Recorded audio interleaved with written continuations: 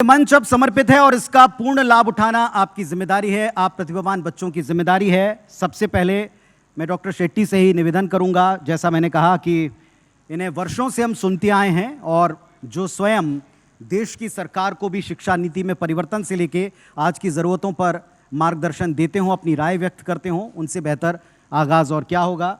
Sir, मैं चाहता हूं कि आपके पास माइक है, बच्चे आपके सामने हैं, आप अपनी बात रखें। सबके जहन में एक ही बात होती है, करियर बनाने के लिए सबसे महत्वपूर्ण क्या है? अथक मेहनत है, स्मार्टनेस है, जानकारी है, डेटा है, क्या है? नमस्कार और आईबीसी का धन्यवाद कि आज हमको ये मौका मिला जी कि आप लोगों से रूबरू हो सके। आप सबको बधाई जो यहाँ पे हैं और जिनको छात्रवृत्ति प्राप्त हो रही है। जो करियर के बारे में बातें हो रही हैं उसमें दो तीन महत्वपूर्ण चीज़ें हैं। डॉक्टर अजीत के बोलने से पहले मैं कहना चाह रहा हूँ कि माँ बाप की जिम्मेदारी जो होती है उसको समझना आप लोगों को इस वक्त बहुत ज़रूरी है कि अगर, क्योंकि 10वीं में हम देखते हैं कि जिसको 96, 97, 98% आता है उसको लगने लगता है कि मैं का असर हमको, उस ओवर कॉन्फिडेंस का असर हमको 12वीं में दिखता है। और ये एक चीज़ आप लोगों को ध्यान रखना पड़ेगा कि मेरा अगर एफर्ट सस्टेन्ड रहेगा 10वीं से लेके 12वीं तक और 12वीं के बाद जब तक मेरा कहीं ऐसा सक्षम ना हो जाऊं तो बेहतर होगा। कहीं घमंड ना आए, इस तरह की प्रवृत्ति आप में जागृत हो। दूसरा, मेहनत के अलावा एक, जैसे माँ बाप ने आप बहुत मेहनत करके आपके पैसे भरे, एक उदाहरण के तौर पर अगर साल के मैं मान लीजिए 2 लाख रुपए भरता हूँ और 200 दिन की पढ़ाई होती है, इसका मतलब दिन का 1000 रुपये। अगर आप स्कूल या कॉलेज अटेंड नहीं करते हैं तो मान लीजिए उस दिन के 1000 रुपये आपके माँ बाप के व्यर्थ हैं। तो जिम्मेदारी से पढ़िए, जिम्मेदारी समझिए कि माँ बाप आपके पीछे कितनी मेहनत करते हैं और टीचर्स आपके पीछे कितनी मेहनत करते हैं। ये 1000 रुपये आपको आज कम लग सकता है, लेकिन आपको जब जोड़ेंगे साल भर के जो अटेंडेंस है तो आपको समझ में आएगा कि आपके माँ बाप के साथ आपने कितना धोखा किया है। दूसरी बात है जिम्मेदारी। और तीसरी और अंतिम बात है कि आप लोग सब सक्षम हैं तभी यहाँ हैं, लेकिन भला उसकी कमीज मेरी कमीज से सफ़ेद कैसे वाली इसमें कंपटीशन में मत आई। आप अपना बेस्ट अगर दे सकते हैं तो आजू बाजू देखने की ज़रूरत नहीं है। आप, यानी मैं कई बार इन्फीरियरिटी कॉम्प्लेक्स में आ जाता हूँ, वो 99.1 है, मैं 99 हूँ। ये आज की परिस्थिति है, हो सकता है कल आप आगे निकल जाएं। तो आप अपना मेहनत छोड़े ना और करते रहें और आगे चल के आपको सफलता मिलेगी। लेकिन आजू बाजू देखकर अगर आप मेहनत करेंगे तो उसका कोई फायदा नहीं होगा। जोरदार तालियां हो जाएं सर के लिए। डॉक्टर अजीत वर्मणकर जी करियर काउंसलर हैं। डॉक्टर साहब, सवाल आपसे करियर को लेकर के ही है, क्योंकि ये बच्चे जिस मुहाने पर आज आ चुके हैं जी। इनके सामने मोटे तौर पर डॉक्टर, इंजीनियर, कलेक्टर, इस तरह के बड़े बड़े ऑप्शंस होते हैं। वैसे ही उनसे जुड़े हुए बड़े कोर्सेज होते हैं, लेकिन आज ऑप्शंस की भरमार है, पर जितने ज़्यादा ऑप्शन उतना बड़ा कन्फ्यूजन। आप क्या सलाह देंगे इन बच्चों को? जी, नमस्कार सभी को। और सबसे पहले आईबीसी को धन्यवाद यह अवसर दिया। और आपकी बात का जवाब देने से पहले ये कहना चाहूँगा, इतने सारे जो होशियार बच्चे हैं उनको देख के, परसों बम्बई से मैं वापस आ रहा था तो मुझे फ्लाइट में एक व्यापारी मिला जो बगल में बैठे थे। मैंने पूछा आप क्या करते हो? तो बोले मैं हीरो का व्यापार करता हूँ और छत्तीसगढ़ में भी हीरे मिलते हैं तो इसलिए मैं रायपुर आया। उसने मुझे पूछा कि आप क्या करते हो? मैंने कहा मैं भी हीरो का ही काम करता हूँ, लेकिन आपके हीरे ज़मीन के नीचे रहते हैं और मेरे हीरे ज़मीन के ऊपर है। और आज ये आईबीसी चैनल में यहाँ मुझे, मतलब मैं आईबीसी का धन्यवाद कहना चाहता हूँ कि पूरे राज्य से छांट के हीरे आप लोगों ने यहाँ लाए हैं और एक साथ बिठाए हैं। बहुत बहुत आप लोगों को शुभकामनाएं और बधाइयाँ। जहाँ तक बात पुनीत जी ने किया कि भाई डॉक्टर, इंजीनियर, लॉयर, ये सो हम लोग करियर्स की बात करते हैं, तो आपको मैं ये बताऊं कि आज के युग में जो बच्चे अभी 10वीं 12वीं और कॉलेज के स्टेज में हैं, मेरे अनुसार करियर के मामले में इससे बेहतर युग और कोई अभी तक हुआ ही नहीं। क्योंकि आज ऐसा है कि अगर आप एक जोक सुना सकते हो तो आप स्टैंड अप कॉमेडियन बन के अपना करियर बना सकते हो। आप किसी यूट्यूब पे गेम बना सकते हो तो आप गेम डिज़ाइनर बन सकते हो, लोगों को खिला सकते हो तो गेम्स में आप करियर बना सकते हो। ऐसा कोई क्षेत्र नहीं है जहाँ पे आप करियर नहीं बना सकते। एक कोविड के पहले एक सर्वे में आया था कि माता पिता और बच्चों को लगभग ऑन एन एवरेज सिर्फ 7 या 8 करियर्स के बारे में पता रहता है, 93%। लेकिन आपको फैक्ट बताऊं, जो आपने कहा कि इंजीनियरिंग और मेडिकल के बाहर कितने करियर है, तो आज के डेट में एक ऐसा अनुमान है कि हमारे पास 5000 से भी ज़्यादा करियर के विकल्प उपलब्ध हैं। इतने सारे विकल्प उपलब्ध हैं। तो मुझे ऐसा लगता है कि बहुत ही बेहतर युग है और बहुत सारे विकल्प उपलब्ध हैं। आगे और भी विकल्पों के बारे में बताते रहूँगा मैं आपको। बिल्कुल, और ये अवसर आपके पास में भी है और आपको बताते हुए बड़ा हर्ष हो रहा है। मिसेस भावना गुप्ता IPS SP बेमेतरा छत्तीसगढ़ हमारे बीच आ चुकी हैं। उनका सेशन भी हम आज सुनने वाले हैं। जोरदार तालियों के साथ में हम SP मैम का स्वागत करते हैं। और जैसा मैंने आपसे कहा था कि आज वो एक बड़ी जिम्मेदार ऑफिसर के साथ, बेहतरीन एथलीट के साथ साथ एक माँ भी हैं और बच्चे की तबीयत खराब होने के बावजूद उन्होंने आपके लिए समय निकाला। तो एक बार और जोरदार तालियों से हम उनका वेलकम करते हैं। Thank you so much ma'am for coming and giving us time. अपने सेशन को मैं आगे कंटिन्यू करता हूं। बच्चे आप लोग अपना हाथ उठा सकते हैं। करियर से रिलेटेड कोई भी बात या करियर बनाने में क्या तैयारी चाहिए, इससे रिलेटेड कोई भी बात अगर आप पूछना चाहें अपना हैंड रेज करें। मेरे सहयोगी आपके बीच हैं, आएंगे। तब तक मैं एक छोटा सा सवाल पूछना चाहता हूं यहाँ डॉक्टर शेट्टी से। डॉक्टर साहब, सफलता के मंत्र वाले ढेर सारे वीडियो आज यूट्यूब पर हर जगह हैं। आपके मुताबिक सक्सेस के लिए सबसे ज़रूरी क्या है? कई लोग पैसे को मायना रखते हैं कि सफलता हो सकता ही है हो। मुझे लगता है अगर मुझे खुशी मिलती है किसी चीज़ में तो सफलता है।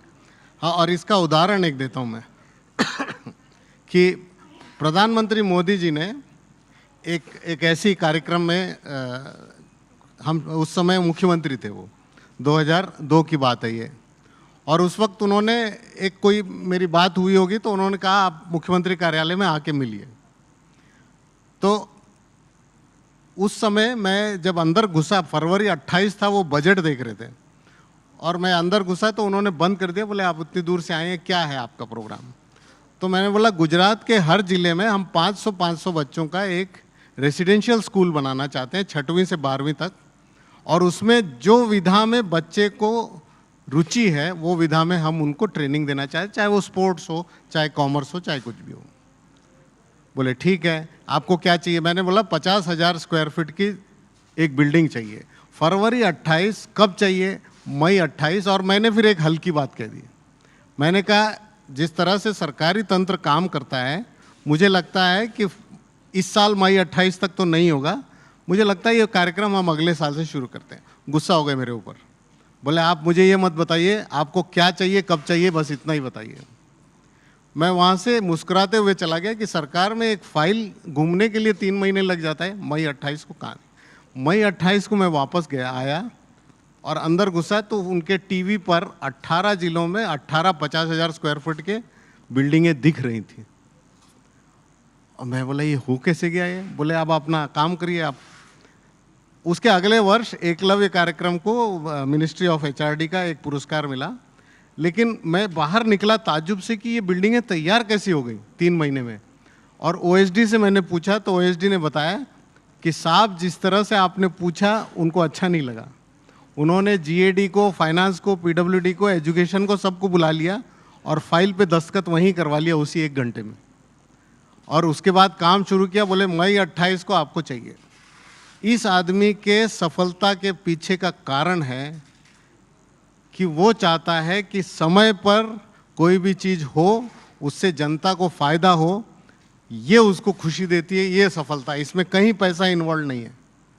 और मैंने उस दिन समझा कि किसी को भी कम नहीं आंकना चाहिए। अगर मैंने उस दिन आंक लिया और उन्होंने उसको चैलेंज ले लिया और फिर कर दिया, इस वजह से वो आदमी सफल है। और मैं इस वजह से यहाँ हूँ क्योंकि मुझे उनके काबिलियत पे मुझे डाउट था। हाँ, तो सफलता के लिए आप लोग पहली बात अपने आप को पहले आंकिए, ठीक से समझिए अपने काबिलियत को और उसके बाद आगे बढ़िए। और जो चीज़ आपको खुशी देती है, इसके बारे में शायद डॉक्टर अजीत बेहतर बता पाएंगे, जो चीज़ आपको खुशी देती है वहाँ आपकी सफलता छुपी हुई है। नेशनल एजुकेशन पॉलिसी में एक बहुत अच्छी चीज़ है इस बार, पहले कभी नहीं था, कि आप अपने पैशन और प्रोफेशन को दोनों साथ साथ कर सकते हैं। 2 डिग्रियां एक साथ कर सकते हैं, सेम यूनिवर्सिटी से, अलग अलग यूनिवर्सिटी से, ऑनलाइन ऑफलाइन, किसी भी तरह से 2 डिग्रियां। यानी अगर आप इंजीनियरिंग करना चाहते हैं करिए, साथ में म्यूजिक अगर आपका पैशन है, माँ बाप मना कर रहे हैं तो साथ में चल सकते हैं दोनों डिग्रियां। मैं यहाँ ख़त्म करता हूँ सर। डॉक्टर बरबनकर जी, जी मैं एक सवाल, हर दौर में ऐसा होता है, जब हमने पढ़ाइयाँ की तब डॉक्टर इंजीनियर टॉप के प्रोफेशन माने जाते थे, आज भी हैं ऑब्वियसली, लेकिन हर दौर में कुछ नए प्रोफेशन उभरते हैं। जैसे आज की तारीख में लोग सोचते हैं कि अगर कंप्यूटर इंजीनियरिंग आपने कर ली तो एक बड़ा कुछ समय तक का सिक्योर भविष्य आपको मिल जाता है। हम दुनिया भर में कहते हैं कि सबसे युवा ब्रिगेड हमारे पास में, और है भी। लेकिन आज के दौर में आपके मुताबिक ऐसे कौन से प्रोफेशन हैं जिनके बारे में एटलीस्ट छात्रों को पता होना चाहिए, और वो किस विधा से जुड़े हैं? बिल्कुल, ये बहुत ही बढ़िया प्रश्न है और बहुत ही आज की डेट में बहुत आवश्यक है। खास करके कोविड के बाद जो हमने देखा है कि करियर के परिदृश्य में आमूलचूल परिवर्तन हो गया है। यानी कोविड जब आया था उसके बाद नास्कॉम के डायरेक्टर ने कहा था कि इंडिया में 6 महीने के अंदर इतना ट्रांसफॉर्मेशन आ गया, डिजिटल ट्रांसफॉर्मेशन, जो अगर कोविड नहीं रहता तो शायद 10 साल में आता। अब इतना जब ट्रांसफॉर्मेशन आया तो उसका इम्पैक्ट सारे करियर्स के ऊपर भी पड़ा है। मैं इन बच्चों से पूछना चाहता हूँ, आप लोग में से कितने बच्चों को चैट जीपीटी पता है? जरा हाथ उठाएं। कितनों को चैट जीपीटी पता है? एक हाथ उठ रहा है, एक हाथ उठा। खुलकर हाथ उठाएं बेटा। पहली चीज, वेरी गुड, जो जिसको पता है उसके लिए तो तालियां बजाई दो आप लोग सबके। एक बच्चा है जिसको चैट जीपीटी क्या है पता है।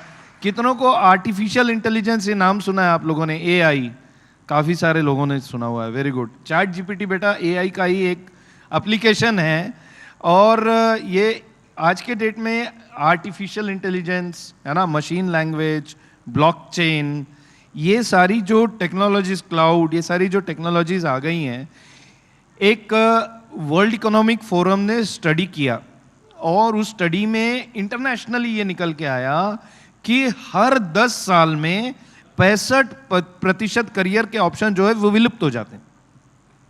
एडिटर साहब बैठे हैं, मैं आपसे पूछता हूं, आप जब युवा थे उस समय जब आपने अगर कभी एप्लीकेशन किया होगा किसी कॉलेज में एडमिशन के लिए, तो शायद उसकी प्रक्रिया एक 10-20 रुपए जो फीस होती थी, कैसे देते थे? एक डिमांड ड्राफ्ट या पे ऑर्डर बना के, हम डिमांड ड्राफ्ट, पे ऑर्डर और हाथ से एप्लीकेशन भरनी पड़ती थी। ब्रांच कॉलेज में होती थी, वहीं जाके वो पे ऑर्डर भर के करना बिल्कुल। पड़ता था। हाँ। आज के डेट में इन बच्चों से मैं पूछता हूँ, डीडीपीओ किसी को कुछ पता है? इनने तो सुना ही नहीं होगा, शायद हो सकता है इनके पिताजी को भी नहीं मालूम होगा कि डीडीपीओ क्या है। और ये मैं इसलिए बताना चाह रहा हूँ कि देखिए बैंकिंग में ही कितना ट्रांसफॉर्मेशन आ गया है। आज एक ज़माने में बैंक में टेलर में आदमी बैठा करता था, कैशियर का एक जॉब रोल होता था। आज के डेट में ये सारे जॉब रोल्स खत्म हो गए। आज अगर ऑनलाइन एप्लीकेशन करना है तो आप सिर्फ अपना एक ऐप उठाते हो, वहीं से आपका यूपीआई पेमेंट कर देते हो, वहीं आपका एप्लीकेशन वेरीफाई हो जाता है, डिजी लॉकर से सारे डॉक्यूमेंट आ जाते हैं, मिनटों सेकंडों में सारा काम हो जाता है। तो इसकी वजह से करियर का परिदृश्य बदल गया है। हमने इंजीनियरिंग में देखा कि एक ज़माने में कंप्यूटर साइंस का बड़ा क्रेज हुआ करता था। आज सिर्फ कंप्यूटर साइंस का क्रेज नहीं है। आपको मैं बताऊं, आप लोग अगर मैथ्स वाले, कितने बच्चे हैं यहाँ पे मैथ्स वाले, जरा हाथ उठाएं। आप लोगों ने कोडिंग के बारे में सुना होगा ना, कोडिंग में करियर बनाना है, ऐसा सुना होगा कि कंप्यूटर साइंस लेना है, कोडिंग में जाना है। तो अभी जो पुनीत जी ने क्वेश्चन पूछा, आपको एक बहुत भयानक बात बताऊं, 2 बहुत भयानक बात बताता हूं। डॉक्टर और इंजीनियर आप लोगों को कितनों को लगता है कि बहुत अच्छा करियर ऑप्शन है? आपको बताता हूं आगे क्या होने वाला है। कोडिंग धीरे धीरे अब रोबो कोडर्स आ गए हैं, जो artificial intelligence, machine language, drone, ये सारे मिलके कोडिंग करने वाले। तो जो 50 कोडिंग के एग्जीक्यूटिव्स जो होते थे, इंजीनियर्स होते थे, उनका काम तकरीबन 3 इंजीनियर्स कर लेंगे। धीरे धीरे अगर आप आज से 10 साल बाद देखोगे तो कोडर्स की रिक्वायरमेंट कम हो जाएगी, कंप्यूटर साइंस। इसकी वजह, इसीलिए इन कॉलेजेस में भी सिर्फ कंप्यूटर साइंस के कोर्सेज नहीं है। आज computer science with AI, computer science with data science, computer science with machine language, इस तरीके के कोर्सेज आ गए हैं। नए कोर्सेज जो आ रहे हैं, नए जो करियर्स हैं, वो डिजिटल मार्केटिंग में है, ये आर्टिफिशियल इंटेलिजेंस में है, ब्लॉकचेन में है, जितनी भी डिजिटल चीज़ें हैं उसमें बहुत सारे करियर के ऑप्शंस आ रहे हैं। और एक और चीज़ आपको बताना चाहता हूँ कि जितनी भी तरीके के करियर्स हैं जो रिपीटेटिव नेचर के हैं, रिपीटेटिव मतलब जिसको एक ही चीज़ को बार बार करना पड़ता है, जैसे क्लरिकल हो गया, जो मैंने आपको कैशियर का उदाहरण दिया, जो रिपीटेटिव नेचर है ना, ये सारे करियर्स धीरे धीरे खत्म हो गए और खत्म हो रहे हैं और इसको रोबोट्स टेक ओवर कर रहे हैं। सिर्फ ऐसे करियर्स जिसमें आपको कुछ निर्णय लेना हो, डिसीजन मेकिंग हो, जिसमें क्रिएटिविटी हो, जिसमें आपका इंट्यूशन यूज होता है, वही फ्यूचर में करियर्स रहेंगे। लास्ट में आपको मैंने कहा था कि मैं दो भयानक बातें आपको बताऊंगा। एक तो मैंने बताया कोडिंग आगे जाके धीरे धीरे वो एज अ करियर विलुप्त होने का भी खतरा है। दूसरा, हम लोग सोचते हैं डॉक्टर्स बहुत बढ़िया करियर है, हम लोग सब देखते हैं ना, एक डॉक्टर बड़ा रुतबा रहता है, अच्छा कैबिन है, लोग आते हैं, गाड़ी है, सम्मान है, बिल्कुल 100% है, विद ड्यू रिस्पेक्ट, डॉक्टर्स की बहुत ज़रूरत भी है सोसाइटी को। बट हमारे पास आज के डेट में मेडिकल बॉट्स उपलब्ध हैं। ICICI ने 700 बॉट इंडिया में ले आए हैं। वो मेडिकल बॉट जानते क्या होता है? वो एक ATM की तरह होता है। आप वहाँ गए, आप वहाँ बैठे, आपके वो बेसिक पैरामीटर्स IVR सिस्टम से ले लेगा, टेम्परेचर ले लेगा, BP ले लेगा, और बेसिक सारी चीज़ें जानकारी लेके, क्वेश्चन आंसर लेके आपको एक प्रिस्क्रिप्शन दे देगा, और that prescription will be valid at pharmacist shop. तो जो बेसिक जो डॉक्टर का काम है वो तो रोबो कोडर्स ही, मेडिकल बॉट्स ही कर रहे हैं। तो चीज़ें, इवन डॉक्टर का काम भी डिजिटाइज होते जा रहा है। तो फ्यूचर में जितने भी करियर्स हैं वो डिजिटल ओरिएंटेड है। यहाँ तक कि आपको बताऊँ, आज के डेट में 70% सर्जरीज वो remote drone operated robotic surgeries हो रही। So future is more of digital. तो यहाँ मैं एक बात आपसे कहूँगा कि जैसे सर ने AI के बारे में बताया, तो AI तो मीडिया में भी आ चुका है, AI एंकर तक आ चुके हैं हमारे सर भी लाने की तैयारी में। लेकिन ये बता दूं कि इसमें आप केवल इस बात पर फोकस मत करिए कि मोर देन 60% जॉब जा रहे हैं या विधाएं जा रही हैं, उतने ही नए ऑप्शन आ रहे हैं। तो एक बार जोरदार तालियों के साथ खुद को तैयार कीजिए कि आप इन सब के लिए तैयार रहेंगे। इसमें पॉजिटिव बात यह है कि आपको इस समय के मुताबिक तैयार जी, आपने बहुत अच्छा पॉइंट बोला। मैं एक चीज ऐड करता हूँ। देखिए, एक जमाने में जवाहर सर जब कंप्यूटर्स आए थे तो कितना हाय तौबा मचा था कि कंप्यूटर आ गए तो अब सब लोग की नौकरी चले जाएगी। लेकिन ऐसा नहीं हुआ, कंप्यूटर से नौकरियां बढ़ी ही। तो अब जो AI आया है, डिजिटल टेक्नोलॉजी आई है, 65% जो नौकरियां मतलब खत्म हो रही, तो 65% नई तैयार भी हो रही हैं जी। नए जो जॉब्स हैं वो डिजिटल प्लेटफॉर्म पे आ रहे हैं, नए प्लेटफॉर्म पे आ रहे हैं। तो नौकरियों की कहीं कोई कमी नहीं रहेगी, इवन करियर की भी कहीं कोई कमी नहीं रहेगी। इसीलिए सर मैंने बात कोट कर दी, मैंने कहा ज़्यादा बच्चे डर ना जाएं।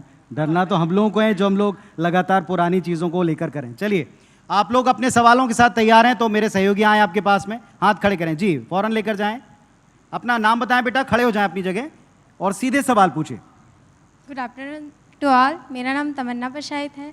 सर, मेरा एक डाउट है कि 12th के पहले तो हमें कुछ आइडिया नहीं होता कि हमारा करियर क्या होने वाला है, कैसे। हम लोग को जो अच्छा लगता है हम लोग वही सब्जेक्ट के साथ आगे बढ़ते हैं। लेकिन उसके बाद जब हमें लगता है कि हम साइंस स्ट्रीम के हैं लेकिन हमें सिविल सर्विस में जाना है, तो अक्सर हम लोग के में प्रेशर होता है कि नहीं, अब तुम्हें BA में चेंज करना पड़ेगा, BSc के साथ साथ सिविल सर्विस नहीं हो सकता।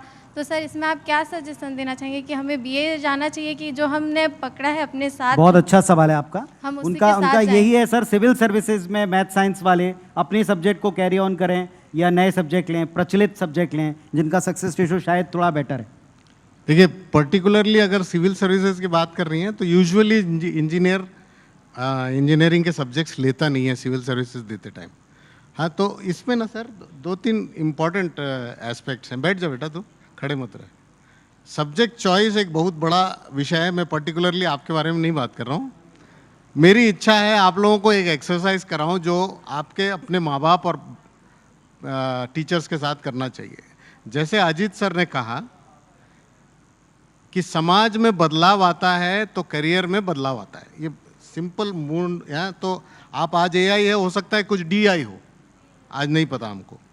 मैं चाहता हूं कि आप 7 साल आगे परिकल्पना करिए कि समाज में क्या बदलाव आ सकता है। 1-2 उदाहरण दूं मैं कि अगर मान लीजिए पानी की कमी होगी कि नहीं होगी?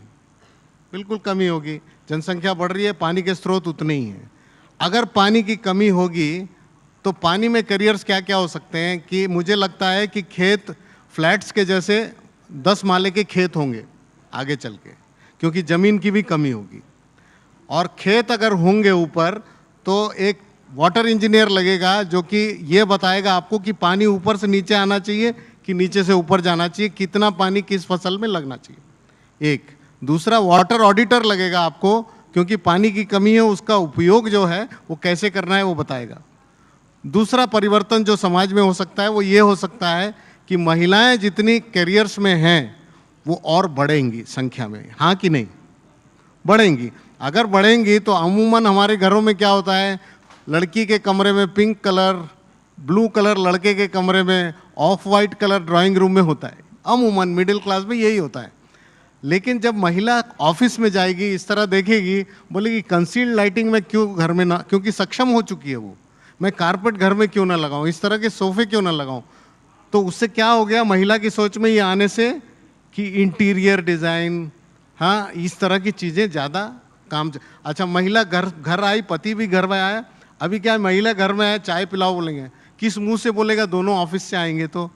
और महिला बोलेगी आज सक्षम हूँ, आज मुझे खाना बनाने की इच्छा नहीं है, तो बोलेगी चलिए वो गोविंदा का गाना है ना, किसी डिस्को में जाएं, किसी होटल में खाएं, वैसे ही बोलिए आज चलो होटल में खाते। इसका मतलब होटल्स, हॉस्पिटैलिटी आगे चल के अच्छा होगा। और तीसरा, मान लीजिए मेरी मिडिल क्लास में इतना हम नहीं खर्च कर सकते कि होटल जाएं, तो MTR का पनीर बटर मसाला का पैकेट लाए, गर्म पानी में डुबाए, काट के खाएं। इसका मतलब फूड प्रोसेसिंग एक अच्छा विकल्प। मुझे लगता है सब्जेक्ट चॉइस और करियर चॉइस के पहले इस तरह का अगर एक एक्सरसाइज करें जिसमें 5-7 साल आगे समाज में क्या बदलाव आ सकते हैं, अगर आपने ये परिकल्पना कर ली तो आपके सब करियर चॉइस में आसानी होगी। डॉक्टर साहब के कहने का मतलब, जितना मैं समझ पा रहा हूं, कि आप ऐसा सब्जेक्ट भी चूज कर सकते हैं जो आपको एक पर्टिकुलर एग्जाम के साथ साथ बाकी भविष्य के लिए भी थोड़ा ऑप्शन दे सके, तैयारी दे सके। कोई और छात्र? मैं इसी में थोड़ा ऐड करना चाह रहा हूँ जी प्लीज प्लीज। कि आपने बहुत अच्छा क्वेश्चन पूछा। 10वीं के बाद अपने बोर्ड में हमको विषय चुनाव करना होता है, और मेरे हिसाब से करियर का ये प्रथम मोड़ है और बहुत महत्वपूर्ण मोड़ है। जी जी। और इसके ऊपर बहुत सारा दारोमदार होता है, तो ये बहुत सोच समझ के लेना चाहिए हमको। दूसरा, जो आपने यूपीएससी की बात किया, तो बेटा यूपीएससी आपको पोस्ट ग्रेजुएशन लेवल पे करना है ना। तो लगभग मतलब आज अगर आप जितने भी अपने अधिकारीगण हैं इसमें अगर आप देखोगे तो आपको MBBS करने के बाद भी IAS ऑफिसर मिल जाएंगे, इंजीनियरिंग करने के बाद वाले भी IAS ऑफिसर मिल जाएंगे, लगभग हर स्ट्रीम के। हाँ ठीक है, इंजीनियरिंग MBBS वाले थोड़े कम मिलेंगे प्रोपोर्शनेटली। मेरा ऐसा मानना है कि आप जो ग्रेजुएशन कर रहे हो उस ग्रेजुएशन को इतने अच्छे से करो, आपका कॉन्सेप्ट इतना क्लियर हो जाए, अगर आपकी विषय में महारत हासिल हो जाएगी आपको, तो आपको पीजी में बहुत ज़्यादा दिक्कत नहीं आएगी। तो अभी से आप इतना ज़्यादा मत सोचो, अभी आप ये सोचो। दूसरा ये कि IAS बनना है या एडमिनिस्ट्रेटिव ऑफिसर बनना है, तो उसकी एक अलग उसमें व्यक्ति के अंदर अलग क्वालिटीज़ चाहिए होती है ना। और सिर्फ ऐसा नहीं कि हमारे मन में ड्रीम है तो हम बन जाएं। अब एग्जाम्पल के लिए आप किसी भी एक IAS ऑफिसर के पास, आप लोग में से कोई गया है किसी कलेक्टर या किसी ऑफिसर के पास? आप लोग गए तो आपने अगर कभी देखा होगा, आप जब गए होंगे तो आप वेट कर रहे होंगे उनके सामने फाइल आती कि नहीं? बहुत सारी फाइलें रहती है मैडम, है कि नहीं? अब आप देखना, वो जब फाइल लेके उनका जो जूनियर अधिकारी उनके पास आता है, ऐसी इतनी मोटी मोटी फाइल रहती है, वो जो ऑफिसर होते हैं, वो जो कलेक्टर हैं, सेक्रेटरी, प्रिंसिपल सेक्रेटरी जो भी हैं, वो एक फाइल के ऊपर कितना समय देते हैं? लगभग 15 से 20 सेकंड। और उसके बीच में वो एक पूरी चीज को पढ़ के निर्णय ले लेते हैं, और वो निर्णय इतना इंपॉर्टेंट रह सकता है जो पूरे समाज को प्रभावित करे। So if you want to become a IAS officer, उस लेवल की स्पीड एंड एक्यूरेसी, उस लेवल की डिसीजन मेकिंग, उस लेवल की लॉजिकल एबिलिटी, ये सारी चीजें आपके अंदर होनी चाहिए। तो पहले आपको अपना एक मनोवैज्ञानिक परीक्षण करा लेना चाहिए और पता लगा लेना चाहिए कि भाई अगर मैं डॉक्टर बनना चाहूँ या IAS ऑफिसर बनना चाह रहा हूँ या जर्नलिस्ट बनना चाहूँ, पुनीत जी जैसे बनना चाहूँ, तो मुझे किन चीज़ों की, किन अभिक्षमताओं की ज़रूरत है, क्या वो अभिक्षमताएं मेरे पास हैं? अगर हैं तो फिर आप उस क्षेत्र में तैयारी करें और बेसिक अपने कॉन्सेप्ट्स, एजुकेशनल कॉन्सेप्ट्स जो स्कूल कॉलेज में पढ़ाए जाते हैं, 1,000 रुपये दिन, बहुत बढ़िया बात बताई सर ने, उसको पूरा का पूरा यूटिलाइज करें और अपना बेस्ट परफॉर्मेंस वहाँ दें, वो ज़्यादा ज़रूरी है। क्या बात है। अब आपके पास 10 मिनट हैं। मैं चाहता हूं समय का सदुपयोग करें, जल्दी से हाथ उठाएं। कौन, क्या सवाल? जी, विधि हैं, ये स्टेट टॉपर हैं। एक बार जोरदार तालियां विधि के लिए। और एक बात के लिए तालियां बजाएं कि ये एग्रीकल्चर को अपना करियर ऑप्शन लेकर चल रही हैं, एग्रीकल्चर में अपना भविष्य बनाना चाहते हैं। एक बार जोरदार तालियां विधि की सोच के लिए। जी Vidhi. Good afternoon everyone. Sir मेरा ये क्वेश्चन है कि मैं फ्यूचर में एग्रीकल्चर साइंटिस्ट बनना थोड़ा चाहती माइक हूँ। पास करो विधि, ताकि हम क्लियर सुन पाएं। तो सर फ्यूचर में एग्रीकल्चर साइंटिस्ट बनने के लिए क्या क्या तैयारी करना चाहिए? साइंटिस्ट इन्हें बनना है। बहुत बढ़िया।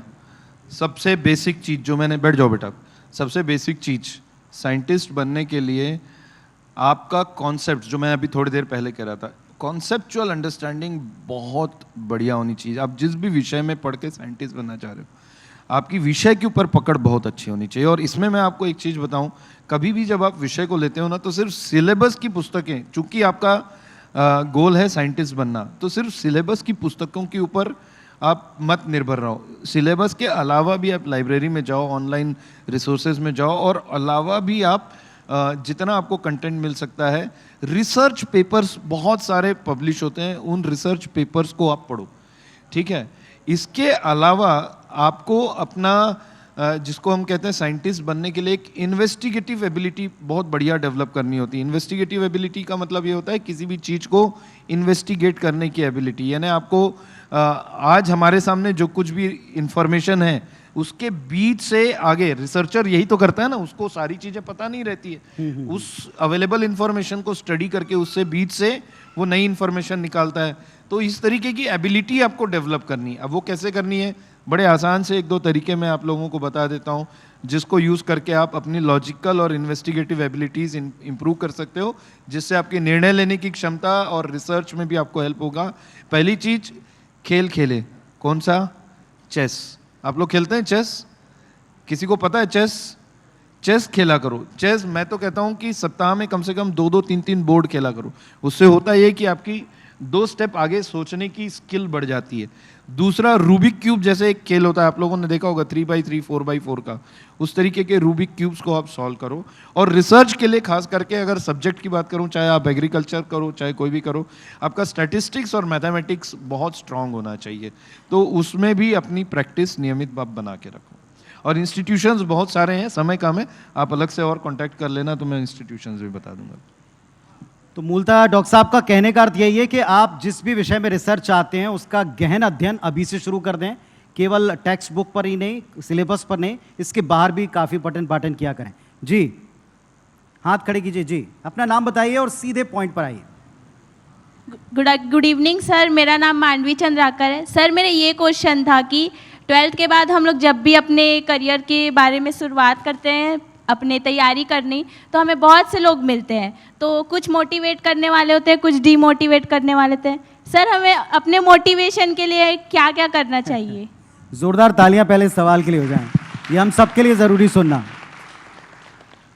बेटा, मुझे जो समझ में आता है कि हम लोग बहुत ज़्यादा खोजने चले जाते हैं बाहर ज्ञान को, और अपने अंदर जो है उसको हम बगल में रखते हैं थोड़ी देर के लिए। मेरे घर में यानी बहुत बिल गेट्स मुझे प्रेरित करता होगा, नारायण मूर्ति करते होंगे, लेकिन मेरे घर में एक व्यक्ति है जो, अगर मैंने बोला कि आज मुझे 7:30 बजे स्कूल जाना है, तो आपकी मम्मी 5:30 बजे उठेंगी, 6 बजे आपको उठाएंगी, 6:30 बजे आपको नाश्ता देंगी, और जितनी भी आपकी उम्र है 17-18 साल, कभी उस नाश्ते का टेस्ट कम नहीं हुआ। हो सकता है आपकी मम्मी आपसे कम पढ़ी लिखी हो, लेकिन उनका दृढ़ निश्चय कि मैं अपने बच्चे को एक बेहतर इंसान बनाना चाहती हूँ, एक बेहतर मुकाम पे पहुँचाना चाहती हूँ, वो निश्चय उनको मोटिवेट करता है एक बेहतरीन नाश्ता टाइम पर आपको देने के लिए।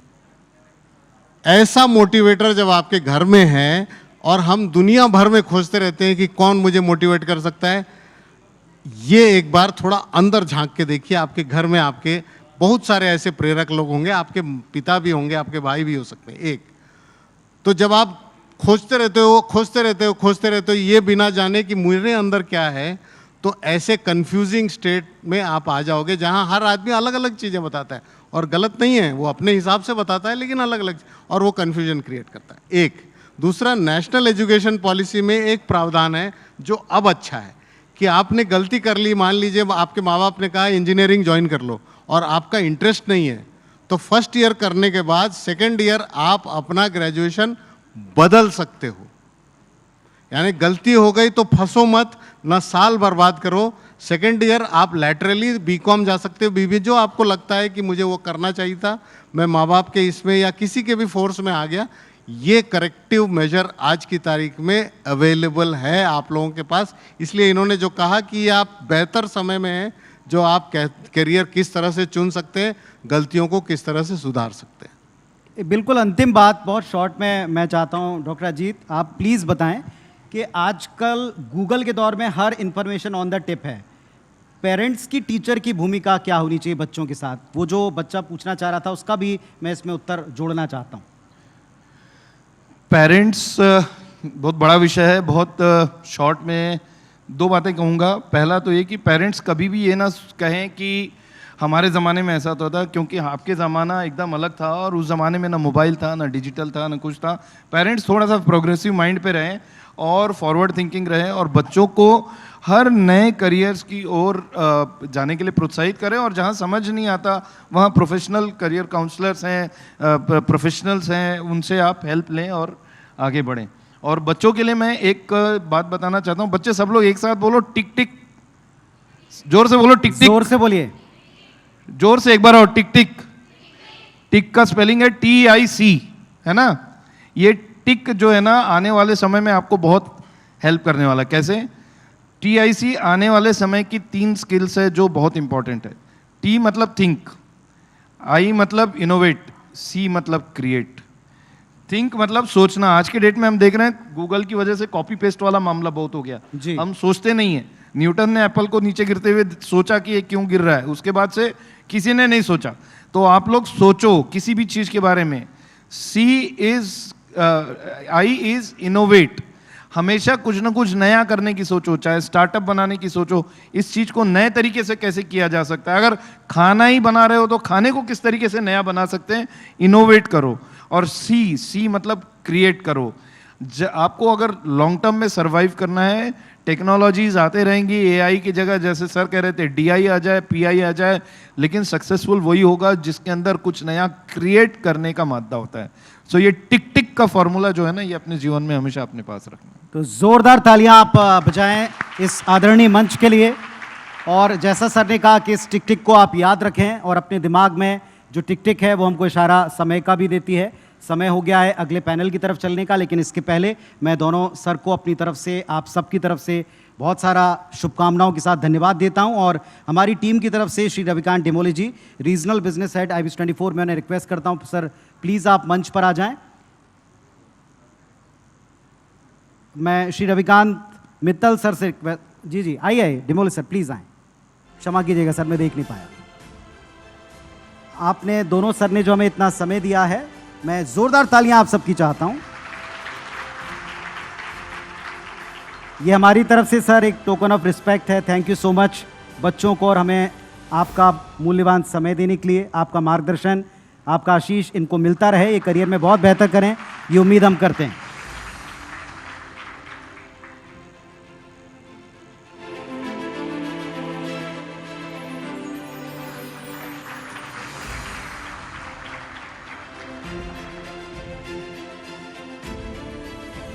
Thank you so much Ajit sir, thank you so much doctor Shetty, धन्यवाद।